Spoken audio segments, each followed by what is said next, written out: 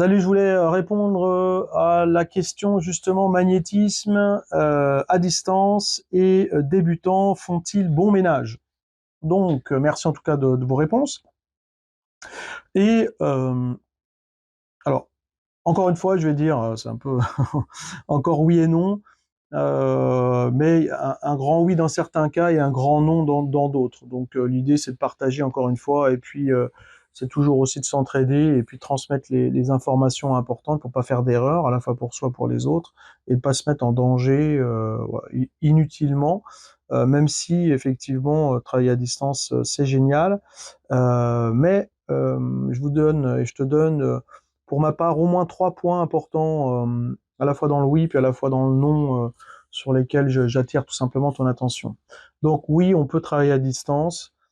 Euh, alors encore plus quand on a l'habitude, hein, quand on est bien formé, etc.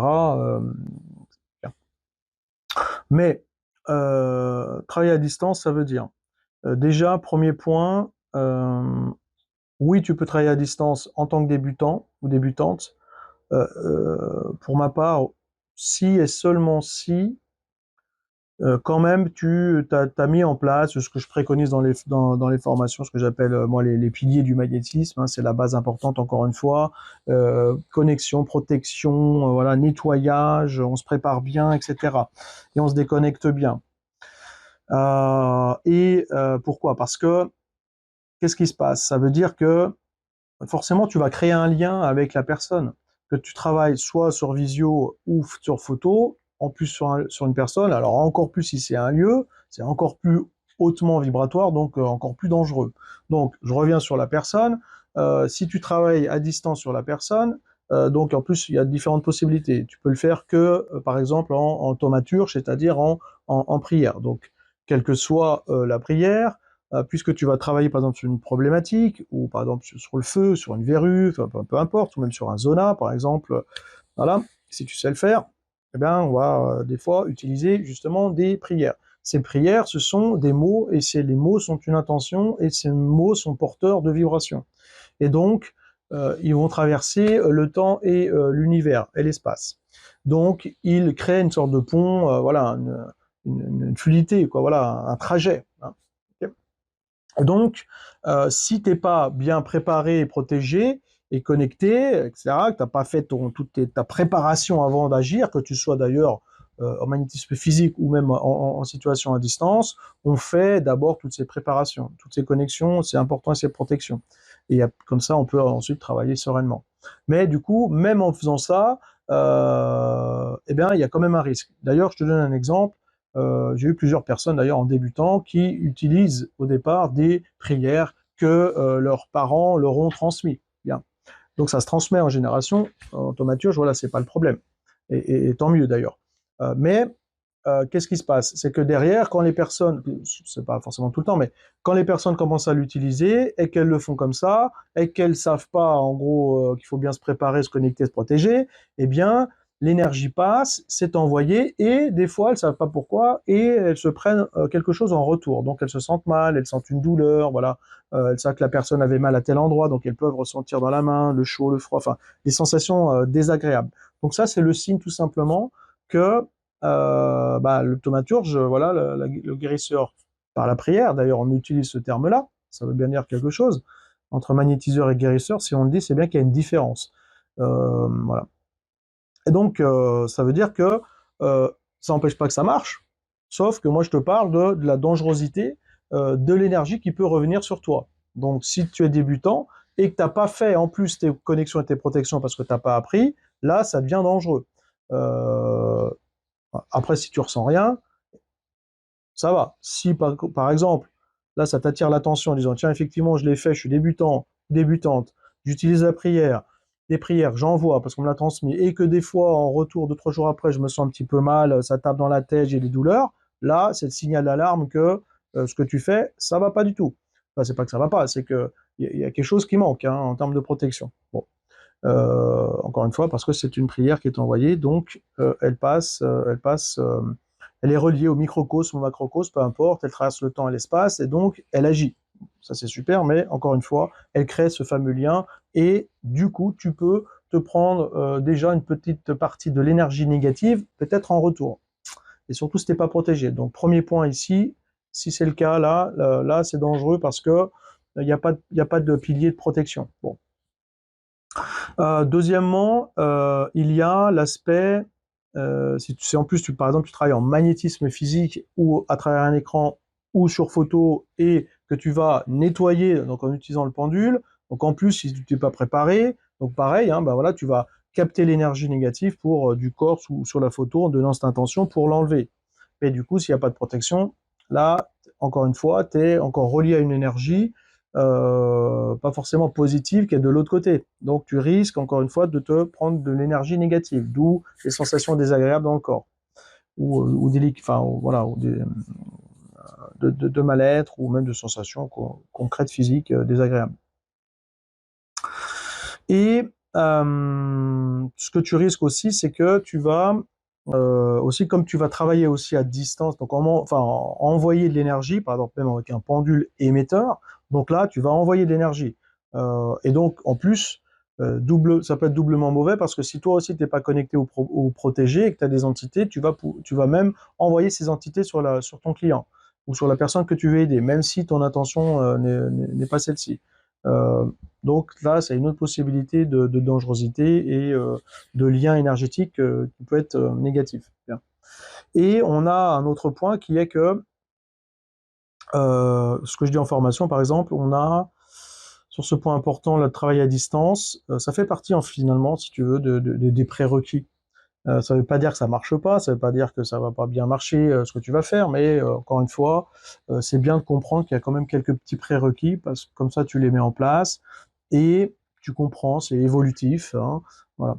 Et le troisième point, c'est l'aspect taux de vibration, hein, fréquence de vibration, où si tu es débutant, imaginons que tu vibres à 10 000, tu veux commencer à magnétiser à distance, là je te parle du magnétisme physique, et que en face de toi il y a une énergie qui est beaucoup plus puissante que toi en négatif. Donc qu'est-ce qui risque de se passer? Bah là justement déjà tu fais pas le poids en gros.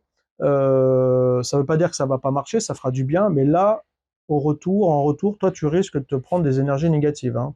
Donc là faut faire attention d'une part. Et d'autre part, en plus, si tu travailles, par exemple, sur une maison ou sur un appartement qui vibre très très fort et que tu vibres encore une fois très très bas parce que tu es vraiment au début, là, ça devient dangereux. Si par exemple, quand en radiesthésie on évalue ça, il y a de l'aspect bas astral, il peut y avoir des puits d'âme, il peut y avoir voilà, le mémoire des murs, même tout simplement, ou des entités dans la maison qui peuvent vibrer 10 fois, 100 fois plus fort que toi, en négatif. Donc toi, si tu fais que 10 000, c'est comme si tu t'attaquais à Goliath, quoi. Donc tu vas ramasser, comme on dit. Hein. Et là, il y a un gros danger pour toi. Donc là, travailler à distance en tant que débutant, avec l'exemple que je viens de te donner, je te le conseille pas. Voilà. Même si tu es bien protégé, d'ailleurs. Et d'ailleurs, ça voudrait dire que, écoute bien, ce que j'ai dans les formations, j'ai eu un cas là ce week-end, on en parlait. Quelles sont les préconisations de base? Même avant de faire un soin à distance, même avant de c'est de poser la question si tu peux le faire. Tu l'as partout, tu l'as dans le pendulor, tu l'as dans des planches en radiesthésie. Et d'ailleurs, si tu n'utilises pas la radiesthésie, tu poseras pas ces questions. Et donc, tu seras pas alerté et prévenu. Et donc, tu risques de faire cette action-là. Donc là, ça devient très dangereux. C'est la raison aussi pour laquelle la radiesthésie, elle est quand même intéressante à ce moment-là, surtout en tant que débutant. Donc, tu vas poser la question, commencer à analyser. Si le pendule te dit non, ne pas faire, danger plus tard, ou dangereux, ou t'es pas prêt, ou ne pas le faire seul, bah là, c'est une information extrêmement importante. Et donc, que ce soit en magnétisme même physique, et encore plus à distance, bah là, tu as bénéficié de ta radiesthésie, elle te dit non, bah tu ne fais pas. Voilà. Donc ça, c'est être professionnel aussi, même si tu débutes. Hein, voilà, c'est être carré à la fois pour toi, parce que ça risque rien, et à la fois parce que tu vas pas envoyer non plus des mauvaises énergies là, sur la personne, et créer ce fameux lien, ou ce décalage énergétique, parce que toi, tu n'es pas assez en vibration haute. Bon. Autre point que je vais rajouter, c'est que globalement, moi ce que je préconise, tout simplement dans les formations, c'est déjà de monter son taux vibratoire progressivement. Pour cela, encore une fois, on applique les conseils, on se forme, on augmente sa vibration, on y va doucement. Parce que si tu montes trop fort, tu risques d'être collé un peu au plafond. Donc tu risques d'avoir des mauvaises manifestations, des mauvaises sensations, parce que ça peut aller trop puissant. Et de toute façon, tu vas passer par ces phases-là, un petit peu d'escalier, là, ça va stagner, puis d'un coup, clac, tu montes très haut, voilà. Donc déjà là, il faut déjà absorber des fois ces différences d'énergie et de sensations. Bon. Et donc, ce que je préconise justement, c'est d'évaluer ton taux de vibration. Alors, c'est pas moi qui le dis, c'était Bovis à l'époque. Voilà, il préconisait. Alors, les chiffres sont un peu différents, mais la préconisation est toujours là. C'est-à-dire que globalement, c'était dans les 60 000, 80 000 unités Bovis. Là, tu peux commencer à travailler à distance en utilisant les prières, donc en étant un thaumaturge, c'est-à-dire d'envoyer les prières de guérisseur à distance. Mais ce qui veut dire aussi que, alors ça tu peux le faire éventuellement si tu vibres assez haut. Donc voilà. Mais ça veut pas dire que, enfin ça veut dire que il ne faut pas oublier ton pilier, le premier point important, toutes tes connexions, tes protections. Parce que même si tu sais envoyer la guérison à distance avec une prière, c'est très bien, comme tout le monde le fait, ok. Mais t'es pas protégé. Donc ça, c'est rédhibitoire. Il faut les deux. Parce que sinon, c'est la porte ouverte à un retour d'énergie négative. Donc, attention à ça. Et d'autant plus que, de l'autre côté, si la vibration en face, d'une part, alors en plus, si tu l'analyses pas en radiesthésie, c'est-à-dire que tu vas, même si ta vibration est bonne. Moi, dernièrement, même en vibrant à 5 millions d'unités Bovis, il y en a qui sont beaucoup plus puissants, on s'en fout, hein, si tu veux, mais c'est juste pour montrer le décalage. Et que même avec de l'expérience, bah, des fois, il faut savoir dire non. Parce que, encore, dernièrement, j'ai eu un travail à faire à distance sur une analyse et sur un nettoyage de maison. Après analyse, et heureusement, encore une fois, que je fais et j'applique les choses que je préconise et que je fais depuis des années, c'est-à-dire je me connais, je me prépare, je me protège, etc. J'analyse en radiesthésie, je demande si je peux le faire, et j'ai constaté que la maison était complètement plombée et qu'elle vibrait trop fort. Et que même tout seul, je n'y serais pas arrivé. Ça m'empêche pas de faire l'analyse, mais je me protège quand même à fond parce que, comme je te disais, il y a du lien qui risque de se créer. Et même en faisant ça, j'ai eu des maux de tête parce que en face, il y avait des entités catastrophiques, rituelles, bases astrales, démoniaques et tout ce qu'on veut. Donc catastrophiques. Donc jamais, au grand jamais, tu vas contre ça, surtout si ton point de deal te dit non. Ça veut dire que tu n'es pas au niveau. Et donc, je te donne l'exemple parce que toi, dernièrement, c'est ce que j'ai vécu. J'étais en face de quelque chose qui était extrêmement dangereux, et donc j'ai même rappelé la personne très concrètement pour lui dire, écoutez, j'ai tout analysé, voilà ce que je détecte. Je vous invite aussi à aller voir d'autres confrères, géobiologues, etc., pour essayer d'avoir d'autres sons de cloche, hein, si vous le souhaitez, bien entendu. Mais moi, je ne fais pas parce que trop dangereux pour vous. Et puis, je vais même préconiser même de partir de la maison parce que trop dangereux. C'est surprenant de dire ça, mais là, on est vraiment dans des cas catastrophiques. Bien. Donc, tu as compris oui et non sur le magnétisme à distance, et puis de le faire en évolution, en progression, avec les piliers, premier point en résumant, protection, les piliers du magnétisme. Attention, toujours, on demande si on peut le faire. Donc, si tu ne le demandes pas et que tu n'utilises pas la radiesthésie, c'est-à-dire que tu le fais quand même sans avoir demandé, et là, c'est la porte ouverte à quelque chose de dangereux pour toi, mais aussi pour la personne en face, parce qu'il risque de se passer un lien où toi t'as envoyé même des énergies négatives. Donc, et de tester si t'as pas d'entité, parce que tu peux avoir des entités, tu le sais même pas, et qui vont être envoyées sur l'autre, tout en sachant que les entités, c'est comme des puces qui sautent d'une personne sur l'autre, voilà, elles se baladent, sans compter qu'il y en a plein autour de nous. Donc ça commence à être dangereux de faire ça, parce que il y a trop d'éléments, il y a trop de critères qui ouvrent les portes à des choses dangereuses. Donc oui, c'est très bien. Et puis c'est vrai que, tu vois, encore une fois, moi je travaille aussi beaucoup à distance, que ce soit en PNL, en hypnose, même en thérapie et puis en magnétisme, bien entendu, que ce soit sur les personnes.